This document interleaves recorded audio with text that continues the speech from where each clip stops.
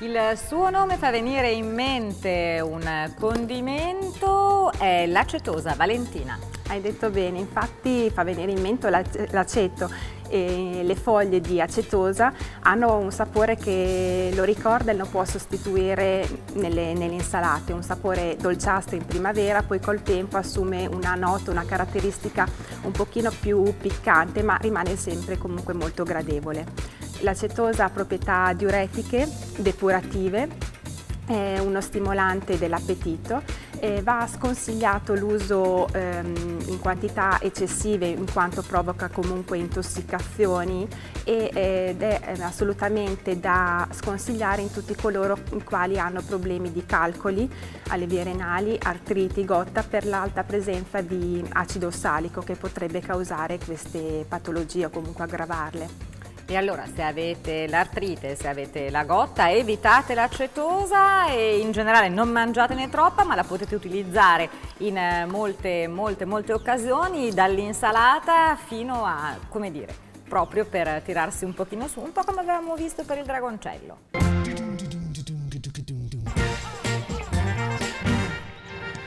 Ancora una domanda, se tu dovessi fare un'insalata con l'acetosa, cosa ci metteresti insieme all'acetosa? Giusto perché così a casa la provo. A me piace spesso fare uno strato sotto di acetosa, 2 o 3 foglie in un piatto sono più che sufficienti, aggiunta di tarassaco, cosiddetto piscialetto, dente di leone, un poco di foglioline di origano, non tanto i fiori quanto più le foglioline di origano, 2 foglie di erba cipollina, un poco di santoreggia, un po' di timo e già insalata profumata. Poi se si vuole, siamo ancora in una stagione dove la portulacca o porcellana è abbondante, perché no? Qualche foglia grassa che dà consistenza differente a queste che abbiamo citato prima. E volendo girare ancora con le erbacce non può mancare la pimpinella, dal sapore che ricorda un po' il cetriolo e la noce nel suo tempo. Quindi quando poi si va a masticare il tutto c'è questo mix di aromi, profumi e sapori diversi che danno un appetito notevole. Io intanto ho abbassato lo sguardo perché mi sentivo camminare, non so quale bestioli, vabbè, sono gli inconvenienti del mestiere.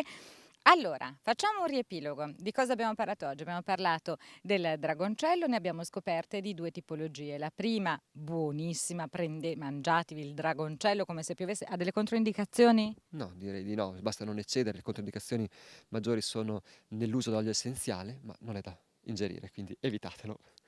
Quindi prendete il dragoncello, fateci delle insalate meravigliose con il primo tipo di dragoncello che è quello che è stato creato Sì, è un ibrido dall'uomo, selezionato un dall'uomo. un ibrido. Il secondo è un pochino più amaro, però insomma tutto sommato si può mangiare anche quello, dipende poi sempre dai gusti. E poi abbiamo parlato dell'acetosa, abbiamo scoperto questa pianta che assomiglia un po' a... Adesso lo dico, adesso Sauro mi picchia, assomiglia un po' a una pianta di spinaci, un po' a un'insalata. Ci Giusto, sta? una bietola, uno spinacio, va bene. Ce l'ho fatta, siamo solo alla seconda puntata, guardate qua, alla fine, probabilmente alla fine del ciclo delle nostre puntate mi lasceranno qui a zappare la terra che, come diceva anche la mia mamma, fondamentalmente era il mio vero lavoro, però dubito di avere al momento le competenze, alla fine della stagione vediamo come vado e resto qua con voi. Allora, abbiamo scoperto l'acetosa, è una pianta molto importante che non tutti probabilmente conoscono perché magari non si trova come ad esempio il dragoncello nelle ricette.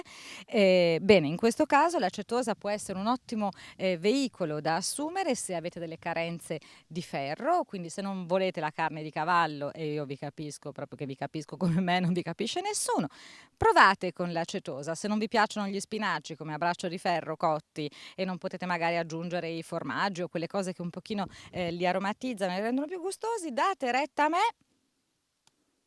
Alla fine delle registrazioni non rimarrà più neanche una pianta. A tra poco. E di seta anche.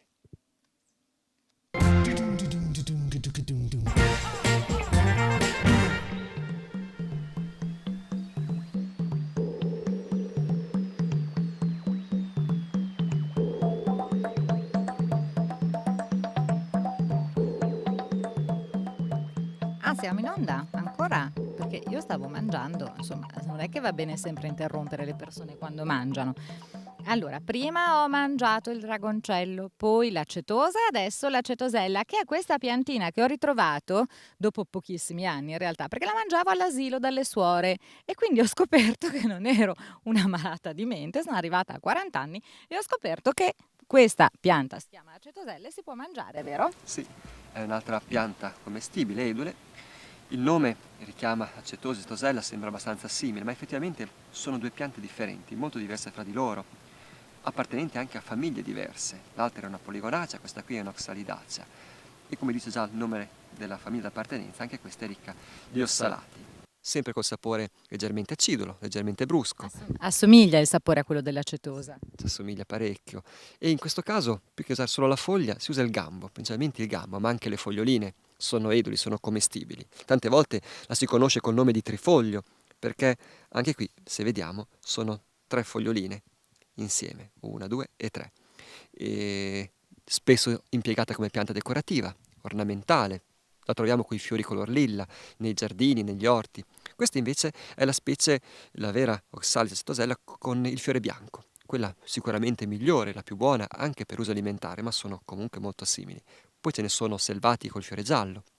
La cosa curiosa di questa pianta è che possiamo mangiarla nel giusto rapporto sempre, tutta quanta. Quindi anche il fiorellino si può utilizzare, si può mangiare, la foglia, lo stelo, nonché i bulbilli sotto, che sono sempre un pochettino aciduli. È un'altra di quelle piantine che vuole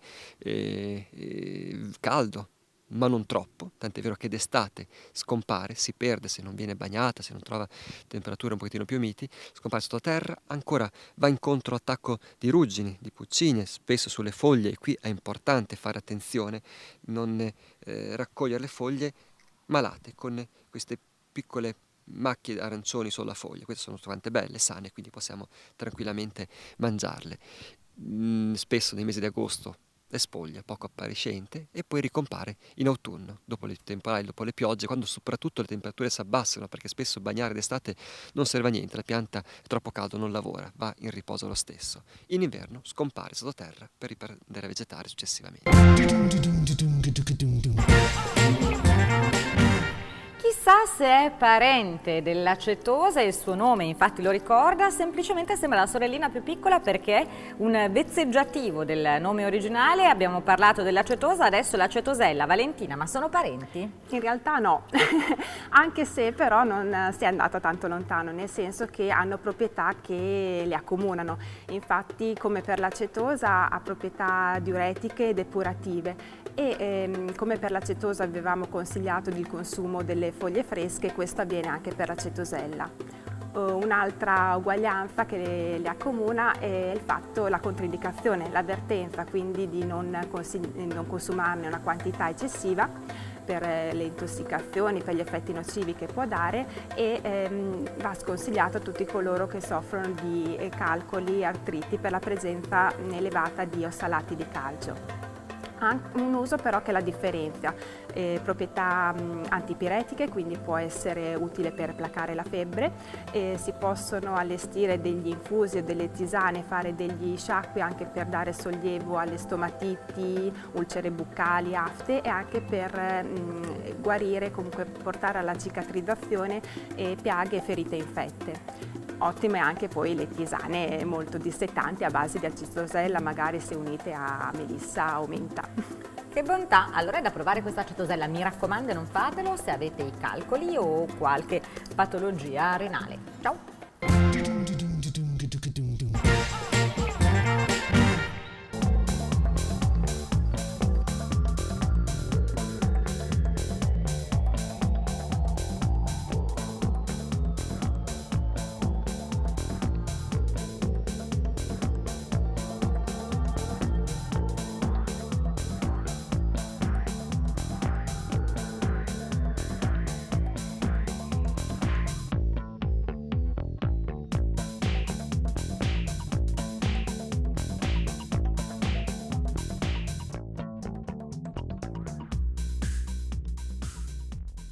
E allora, oggi di che cosa abbiamo parlato? Facciamo un riepilogo. Abbiamo iniziato la nostra puntata assieme al nostro amico Sauro parlando di dragoncello.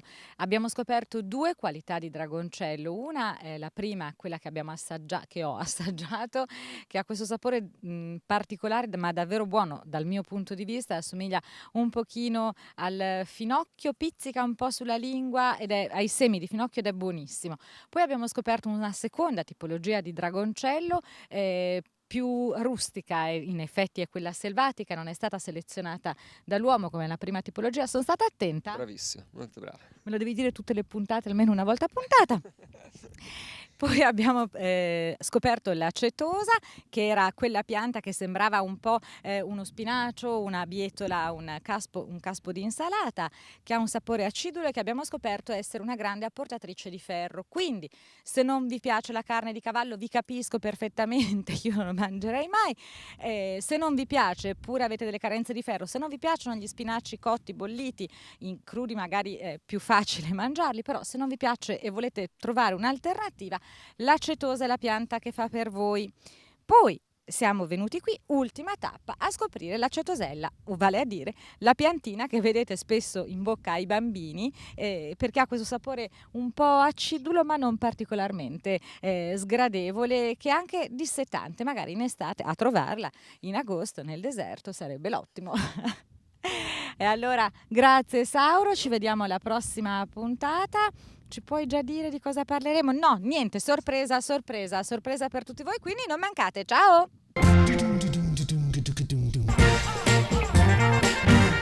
Andando oggi a trattare anche erbe da mangiare crude, andiamo a vedere anche come possiamo disinfettarle, perché parlando di erbe spontanee ed aromatiche a volte andiamo a raccoglierle nei campi e non sappiamo mai chi è passato prima di noi, magari qualche animaletto eccetera. Quindi per ottenere una disinfestazione generale della pianta, una disinfezione anche a livello commestibile, invece dei soliti disinfettanti chimici io opto sempre per il naturale. Quindi andiamo a mettere le nostre foglie di acetose in acqua normale, alla quale aggiungeremo del sale grosso e un pizzico di bicarbonato.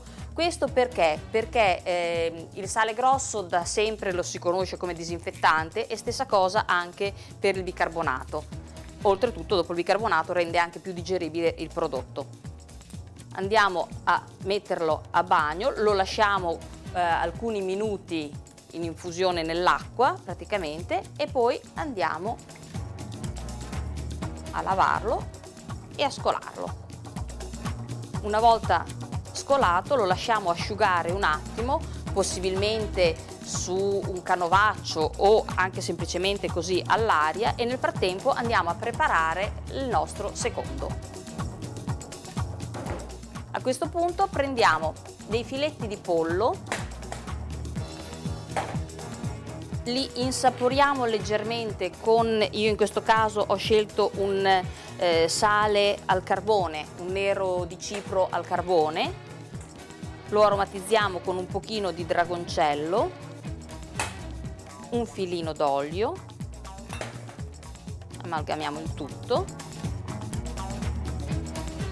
e lo lasciamo riposare alcuni secondi. Nel frattempo prendiamo una padella nella quale verseremo un pochino d'olio e lo andremo a mettere sul fornello.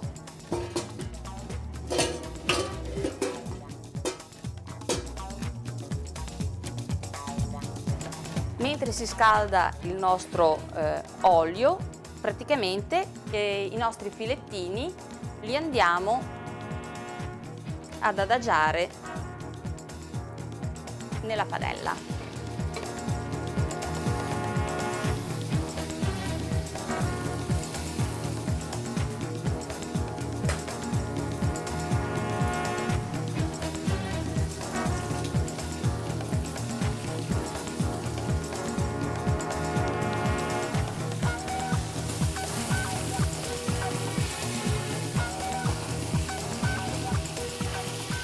Abbassiamo la fiamma e lasciamo cuocere per alcuni minuti a fiamma debole.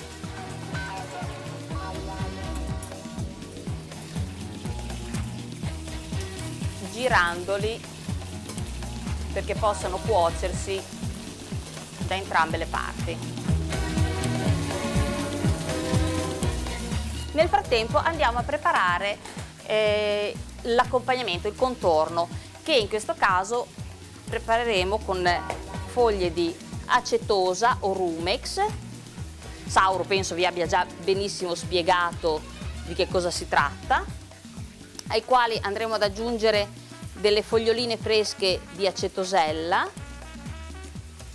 In questo caso non disdegnate i gambi perché sono molto saporiti, anche più delle foglie, diciamo.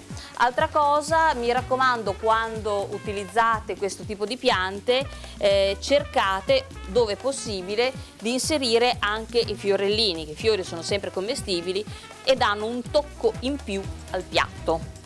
Controlliamo i nostri filettini.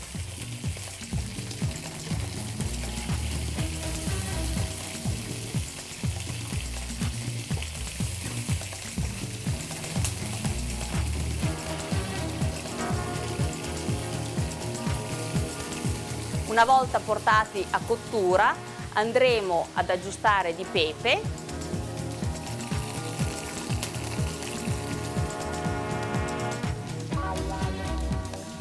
inserendo un piccolo tocco in più che è un vincotto di sorbe.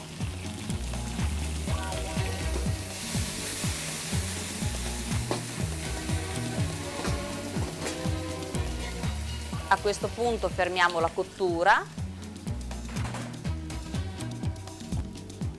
Prendiamo una mela rossa,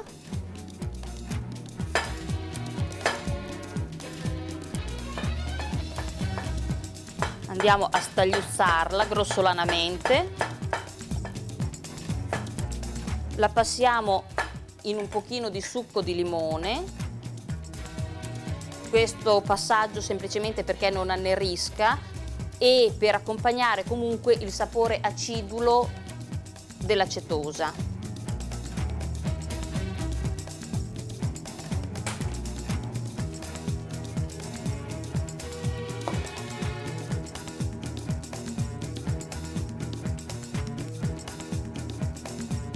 E a questo punto impiattiamo il nostro pollo al dragoncello su letto di acetosa e acetosella.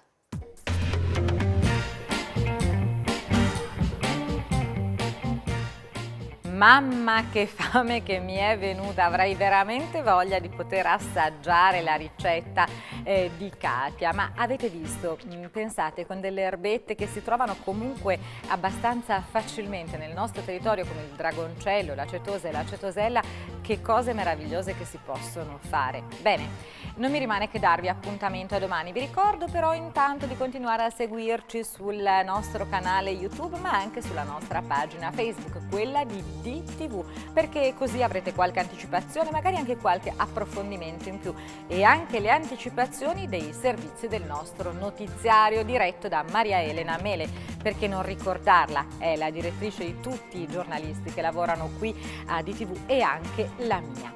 Bene, domani però non mancate, domani venerdì chiudiamo come sempre con un argomento molto interessante e anche importante per chi magari vivendo da solo vuole imparare a fare un po' di cose da sé.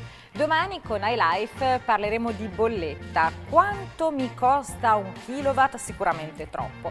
E poi impareremo a realizzare una prolunga ciabatta e andiamo avanti con la nostra gara. Tesla domani si scontra contro Westinghouse, chissà chi vincerà, io sono curiosa, voi no?